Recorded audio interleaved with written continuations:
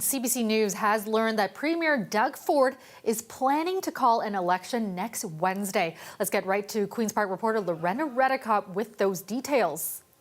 Well, Kelda, a senior PC source tells CBC News that Doug Ford is planning to call the election on January 29th. That's next Wednesday. And with a 28-day campaign, that means Ontarians would head to the polls on February 27th. Now, the election campaign hasn't started yet, but today already really had the feel of an election campaign. At an announcement at pharmaceutical company AstraZeneca, the premier not shying away from election talk, as he offered high praise for the company's president and what he heard from Health Minister Sylvia Jones. So right away, like a good deputy premier does, she whispers in my ear, "Do you think we could recruit him for the election coming up?" His response later, when he was asked about January 29th. That's not my birthday. Is that going to be the day that you're going to be going to the Lieutenant Governor and asking for an election? Let's just stay tuned. We need a mandate from the people. This weekend, they're holding what they're calling a super caucus meeting for all PC candidates. In an email, Ford's campaign manager writing that it will provide you with the tools, training, and resources needed for a winning election campaign, including headshots with the premier, door-knocking training, and strategies on signage. Today's event with the premier was one of several news conferences with PC ministers, seeming to flood the zone, as they say. So why does Ford want to face voters now? Doug Ford has been consistently ahead in the polls over the past several months.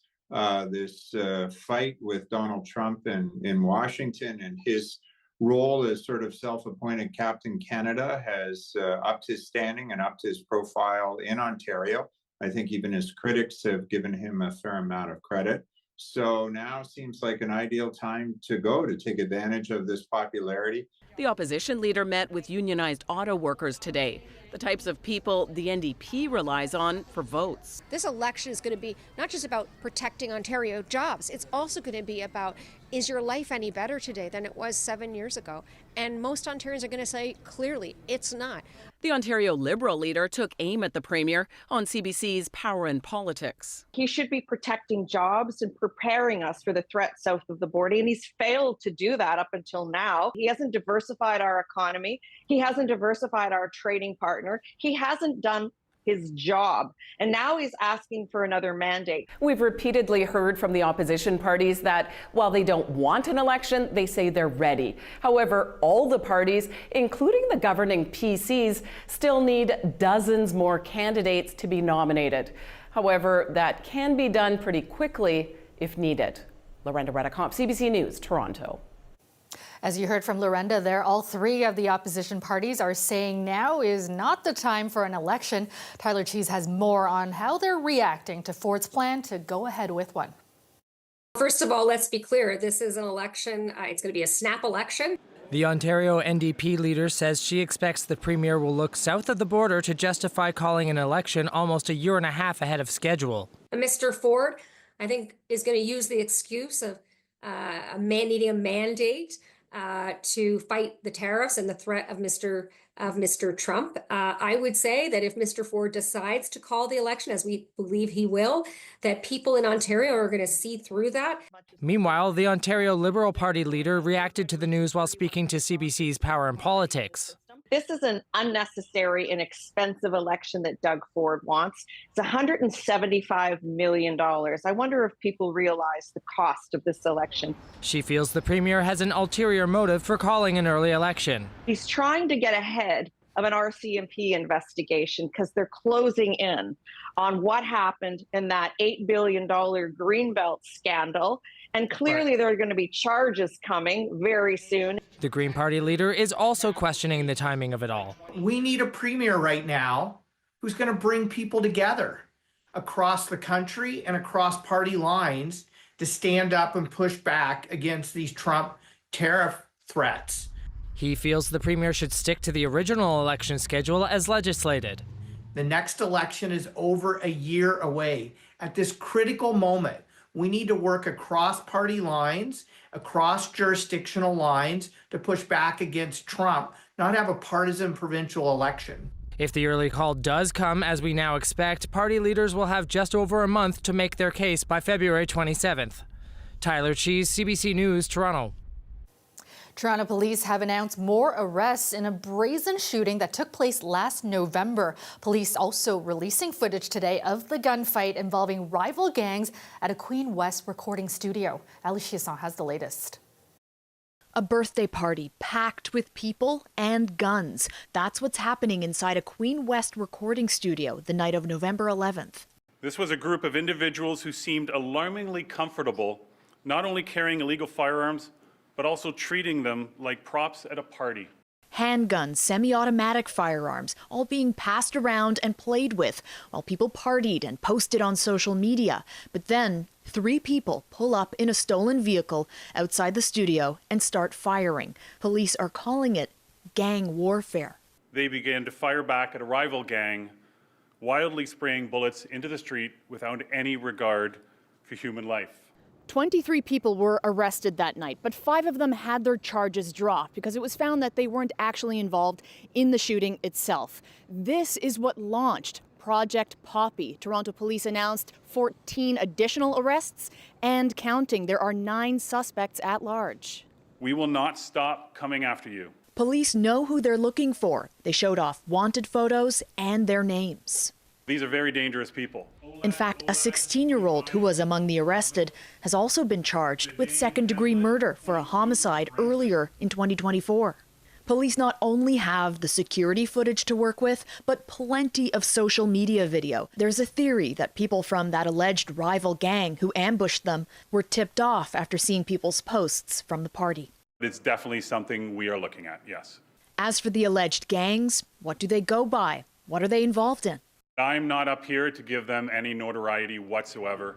Instead, police end the Project Poppy update with this. It's important for the residents of the city of Toronto to know that this is what's happening in their city, and I'm hoping that this will get more attention so that we can get these people and bring them to justice. Thank you. Ali Chiasson, CBC News, Toronto. We're learning more details tonight about the woman who died on Sunday after the car she was a passenger in submerged into the icy waters of Lake Ontario. The driver has since been charged. As Greg Ross tells us, those who knew the victim say she moved to Canada just a few years ago with hopes of making a better life. This bakery at Pape and Danforth is where 25-year-old Agnesa Shikuli had been working for several years before she tragically died on Sunday night. She was always making this place a better place for all of us. Shikuli's co-workers tell us that she moved here from Albania in 2021 to be with her sister. They say she had dreams of creating a better life for herself. She was a happy-go-lucky 25-year-old. She was always laughing. That's a good trait, the best trait she had, the best trait. She was making your day. Maybe you were coming here and like sad and disappointing about anything, and she was seeing you and she was smiling. That's the best thing. Police are still investigating an incident at Ashbridges Bay on Sunday night that cost Shikuli her life. We received a call for a vehicle that had gone into the water and was quickly submerging. Police are not saying how the car that Shikuli was a passenger in ended up in Lake Ontario. They say a 23-year-old man was behind the wheel at the time. He was the first person police spoke to when they arrived on scene. The adult male driver was out of the vehicle. However, there was a female passenger that was still inside the car. 4 officers jumped into the water and pulled Shikuli from the vehicle. She was taken to a hospital where she later died. Police have since charged the driver of the car with dangerous operation of a vehicle causing death. I think we try to manage the loss. That's it. It's very hard. Friends have launched a GoFundMe in Shikuli's name with proceeds going to her family. Her co-workers say it won't be the same around the bakery without her. And we all miss you. We all miss you. Greg Ross, CBC News, Toronto. Advocates are calling on the TTC to be more transparent about public transit delays. They say the TTC measures performance but doesn't report the whole picture to the public. That includes what is referred to as bunching, an issue the transit agency is trying to address across the city. Dale Munukduk has more. It's a problem that many transit riders experience. You're waiting for a bus or streetcar, it's delayed, and suddenly 2, maybe 3 show up. It's called bunching, and even the mayor knows it's an issue. I totally agree. It is frustrating. The problem isn't reflected in the publicly available data that the TTC posts. It grades itself whether buses or streetcars left the terminal on time, aiming for a 90% success rate. It doesn't tell us whether it was on time the rest of the way. So your bus could be half an hour late, and it would still get counted as on time in the TTC's data. How often is it on time? In Japan? Here, never. Maybe we have to wait for almost 20 minutes for a bus. Maybe sometimes we see like there is 2 buses at a time. As part of the TTC's $85 million budget increase this year, it's piloting a bunching reduction program. 11 priority routes, including on Dufferin Street and Don Mills, will see on-street supervisors ensuring that vehicles are evenly spaced. And if it works, then we will do that right through the entire system. A new report from advocacy group TTC Riders found that transit users waited 50% longer on 10 routes and 30% longer on 41 routes, all due to bunching. They were able to get those stats through a Freedom of Information request, plus calculations done by Transy, which keeps track of real-time vehicle location data. This is a real opportunity to change how the TTC is reporting on service with some new, more transparent service metrics, so we can see if the bunching pilot works, because that's what we all want, for service to be more reliable. The TTC says it's already measuring on-time performance at the midway point on several routes and is reviewing expanding elsewhere. Gil Manukduk, CBC News, Toronto. Racialized newcomers are struggling more than white newcomers when it comes to finding a job in their field. That's according to data from a CBC News survey of around 1,500 people new to Canada. Kirtan Asasi-Theron has more on what changes they want to see to help them get work. Can we contact? When Shweta Thakur came to Canada in 2023 to pursue her master's in research policy and evaluation, she thought it would be easy to secure a job. I have a lot of qualities and a lot of skill set, which I felt will be valued. But here I come and then I face these barriers. During job interviews, Thakur was questioned about her age and told she was overqualified. She thinks the color of her skin halted her opportunities to get ahead. But nobody is going to come up front and say that, oh, it's your color or it's your whatever. They just use certain fillers, overqualification, or you look like my mother. And she's not alone. CBC News surveyed around 1,500 people who've arrived in Canada in the past decade about their experiences. Data shows 42% of racialized newcomers reported having a paying job in one or more areas of expertise, compared to 53% of white newcomers. Racialized newcomers were also less likely to feel they had opportunities for career growth. Thakur says she saw how the hiring system favored some of her white passing peers, some of whom were newcomers. They were given the opportunity to be interviewed with almost every organization. They were able to get 3 or 4 job offers in hand. I was not even given the opportunity for 4 months. One of the things we need to do when it comes to addressing the labour market challenges of recent immigrants, in particular racialised immigrants to Canada, is think of the broader picture. Smith says there's a blind spot when it comes to data on the role biases play in the hiring of racialized newcomers. But he says that doesn't mean there shouldn't be specialized help for those seeking employment. To think of all the supports they need and how they're getting access to these supports, because, as I said, it's often work is one factor, but it's not the only stress. There's financial stress, there's childhood stress, there could be, if they're refugees, there could be trauma which is involved there. Because a lot of the newcomers that I see, they find that their qualifications are undervalued. Therry Chatham helps new immigrants get settled. She says she's heard from newcomers who say biases have played a role in their hiring process. Employers definitely need to open their eyes and see that there is qualified newcomers that are ready to jump into work, that are ready to look for those high-level positions. Something Thakur agrees with. Don't see us with the mindset of that we are only good for the Uber job. We worked with wonderful organization, which is not anything less than the organizations here.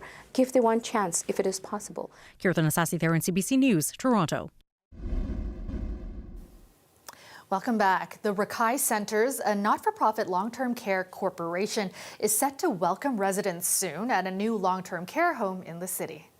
We have a number of partners, including a major hospital and a major college. And we are going to provide community services to the neighborhood around us.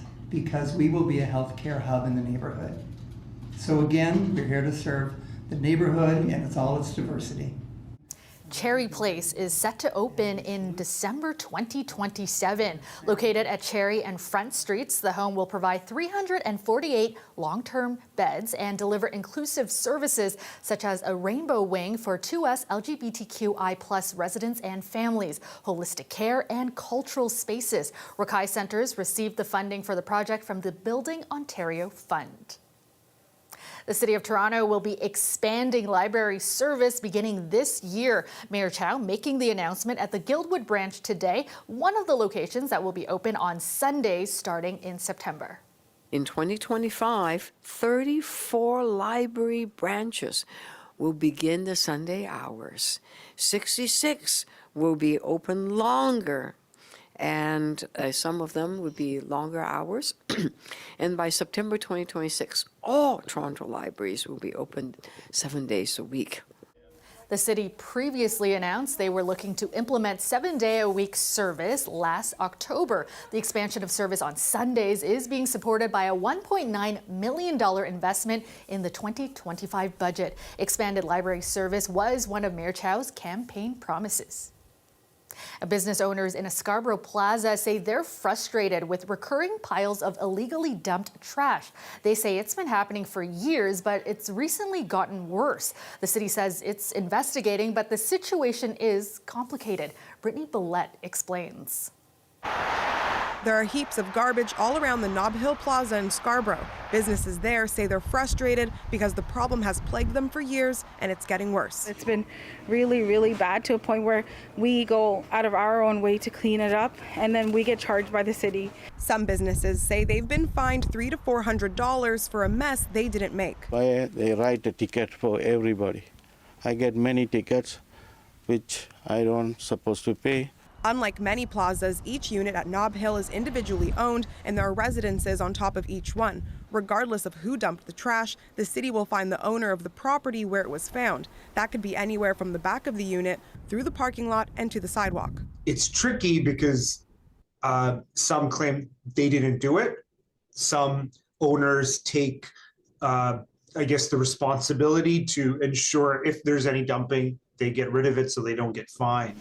Nigansha Puvaraja worries about her family's grocery store, which has been there since 1994, and how the garbage impacts potential customers. It's just like slows us down because like when you see a plaza, you want to, like if it's nice and clean, you want to go inside, oh, let's go check it out. But if it's not in the right manner, you don't want to go see it either, right? Some business owners blame the residential tenants for not properly tagging garbage for curbside pickup, saying that some landlords don't provide a dumpster for residents.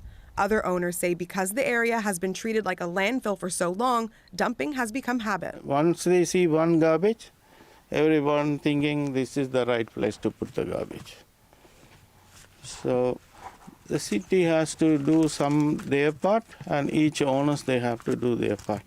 Business owners say the city does come clean up from time to time, but they want to see more done.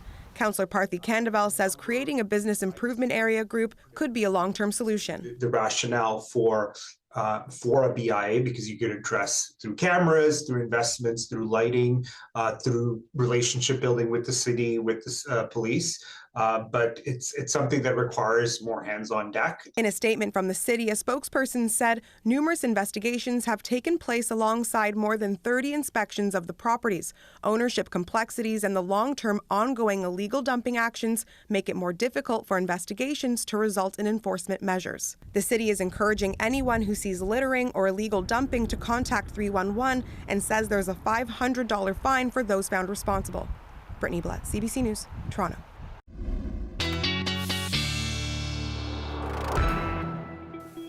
Colette is here with a look at the forecast. And Colette, yeah, it's January. We expect it to be cold, but it's been cold. Yeah, that really took some getting used to. Oh, yeah, this is what this feels like, right? Yeah. So we've seen those temperatures or felt them come up a little bit today, somewhat of an improvement. And we keep going in that direction as we move into the weekend. Yeah, so for those who would like it just a little bit milder, that's where we're headed. But we're also going to be seeing some changes coming with the jet stream. And because of that, we can show you the system that right now, those very strong winds along the mid-coast the Atlantic coast there of the U.S., where they're very strong. But as that jet stream actually slides a bit further north, a little closer to the Great Lakes region, it's the storm track. It kind of picks up the storms and pulls them along. So we're going to see a few systems, kind of a series, that are going to be going through our area. And with that, it means cloud cover, in some cases, some significant snow because of the lake effect. But for most of the GTA, it's just lighter stuff and a dusting that comes on by. So daytime temperatures, yeah, how about -6 for a high? Certainly that's better than -11. So we saw some improvements with that. And as well, we saw some improvements there in terms of what we experienced with those wind chills. But it is going to be cooler tonight behind the particular storm that's just moved through. It also pushes those northwesterly winds back in. And with that, you see the areas in the snow squall warning and right up the Bruce Peninsula and there, Georgian Bay and along the lee of Lake Huron, where we're going to be seeing some of those totals being more significant. Elsewhere, it's these winter weather travel advisories that we get into. But really, as we take this through the next few days, just looking at that legend, it's maybe a trace to a few centimeters for most of the GTA. Into the snow belt is where we have that more significant stuff. And kind of playing it out for you, too, just because I know a lot of folks try to get away kind of Friday afternoon. There's still going to be some activity there. It could be, coming over towards the 400 at times, but mostly it's going to be sort of between London and Toronto, at least for tomorrow afternoon. So a bit of a lull, and then we get some more with the next system Saturday and yet another one into Sunday as well. Overnight lows tonight, we're looking at that range kind of for Toronto around -11 to -13, slightly milder for Hamilton and for St. Catharines. And then just going through the next few days, I said there was a warm-up coming, and there you can really see it. Not that significant, today and tomorrow, but we get even above freezing as we move into the beginning of next week. And the overnight lows, importantly, they become milder as well. Yeah, look at that. Monday above freezing. I will take it. I know. Can you believe Yeah, it? Like, I didn't forget the negative. Thanks so much, Colette. That's all the time we have tonight. Thanks for watching. Have a great night, everyone.